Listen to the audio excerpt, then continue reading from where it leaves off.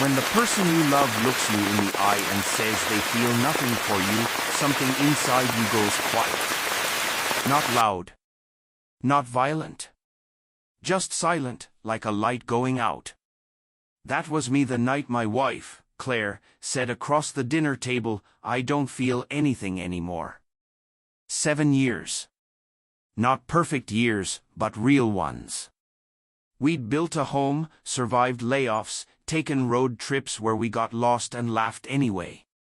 We'd shared birthdays and broken dreams, and I thought that meant something.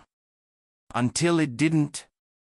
For months I'd felt her drifting away, the long silences, the forced smiles, the way she'd scroll through her phone at night, claiming exhaustion but wide awake.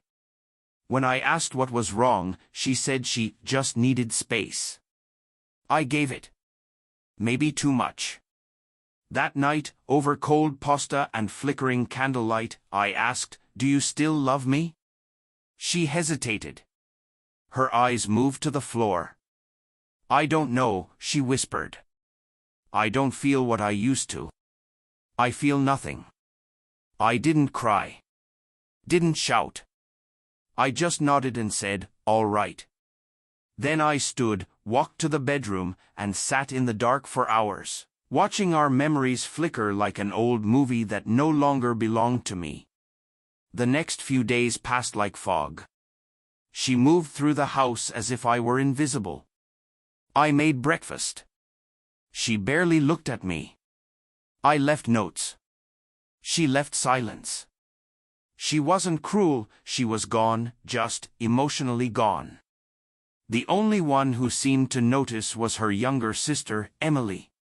She'd started visiting more often, checking on us both. Emily was everything Claire no longer was: open, honest, warm.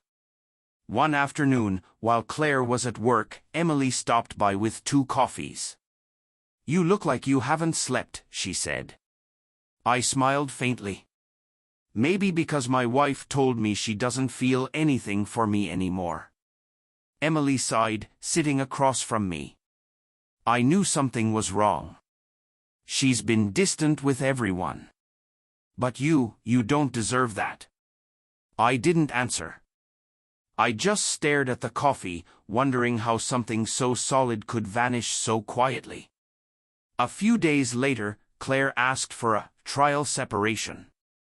That night, she packed a small bag. "I'll stay with my parents for a while," she said. No hug. No tears. She didn't even look back when she closed the door. For 2 weeks, the house was still, her perfume fading from the air, dishes untouched, silence thick enough to hear your own pulse. I didn't reach out. I wanted to see if she would. She didn't. Then one evening, a knock at the door. Emily stood there, nervous, holding a small folder. "I need to talk to you," she said. We sat down. She hesitated before speaking. "I shouldn't be telling you this, but Claire's been talking to someone else. A coworker. It started months ago." I didn't breathe. "She said she doesn't feel anything for you because she already has feelings for him." My chest tightened, but deep down, I wasn't surprised. The truth had been sitting in the corner all along, I just refused to look at it. Emily went on quietly. "I told her she's making a mistake. That you're a good man." But she wouldn't listen. I nodded slowly. "Thank you for telling me." Then Emily said something that hit harder than anything else. She asked me to tell you not to make things difficult when she files for divorce. 7 years, reduced to a warning delivered through her sister. Emily's voice softened.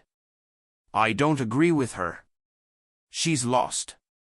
But don't let this break you. You deserve better." Before she left, she touched my shoulder and said, "If you need help, papers, lawyers, anything, call me. I'll help." Days later, the papers came. And true to her word, Emily was there. Calm. reliable. She stood by me when her own sister disappeared.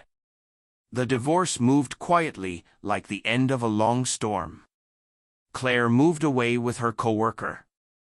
I didn't hear from her again, not until months later, when Emily stopped by to return a few documents. We talked for a while, and before she left, she said, "You know, Claire always told me you were too patient. Too forgiving. But that's not weakness, Jake. That's strength. I just wish she'd realized it before she lost you." For the first time in months, I smiled, a small, honest one.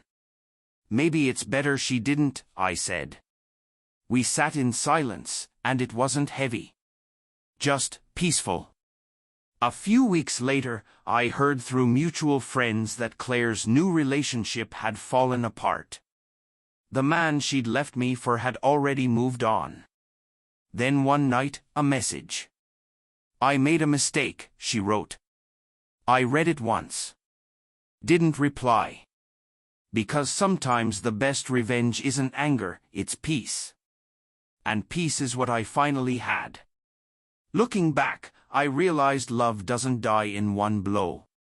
It fades in 1,000 small moments, the missed touches, the ignored glances, the nights you stop trying. Claire gave up long before I did. But her sister reminded me what loyalty looks like. And that was the real surprise in all of this. Not love, but kindness from someone who still believed I deserved better.